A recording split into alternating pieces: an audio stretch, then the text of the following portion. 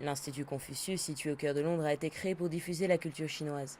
À travers le programme de formation des cadres intitulé Langue et culture chinoise dans le commerce, l'Institut met en place une formation complète pour faciliter les échanges entre professionnels des deux pays. Our mission is to enable any individual or business to be able to communicate effectively with Chinese people in a business context. What are the core values of Chinese people?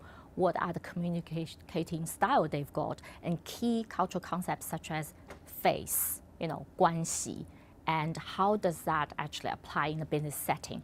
And we look at different case studies. So for example, what's the effective way to host a business meeting with Chinese counterparts? Associé à la LSI, la Grande École d'économie et de commerce de Londres, l'Institut est aussi un observateur de l'évolution de la culture commerciale chinoise. Kent, directeur associé de l'Institut et professeur en histoire économique spécialiste de la Chine et de son évolution. The leadership and also the Chinese elite have been discussing the change of gear, if you like, of the Chinese growth for some time now. This time, officially, we have the new gear for our growth vehicle.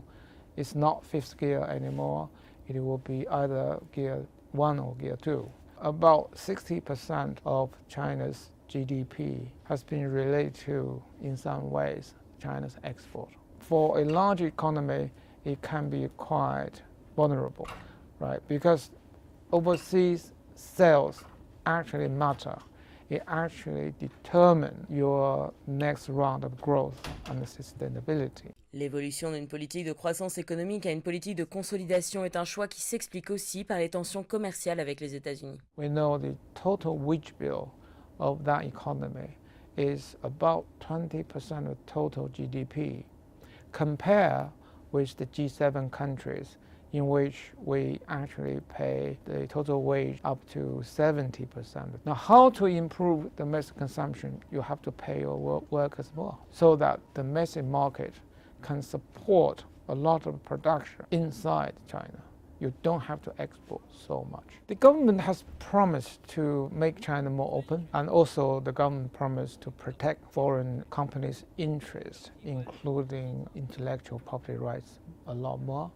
So I think foreign investors may find China more open, and the investment environment in China will improve quite remarkably. And I think this will happen simply because not only business and political elite realize the importance of making China more investment friendly, but also we have the current danger of having a trade war with the United States, China's largest trading partner. Les objectifs définis lors des sessions politiques de mars 2019 en Chine dénotent un changement notable dans la stratégie du pays.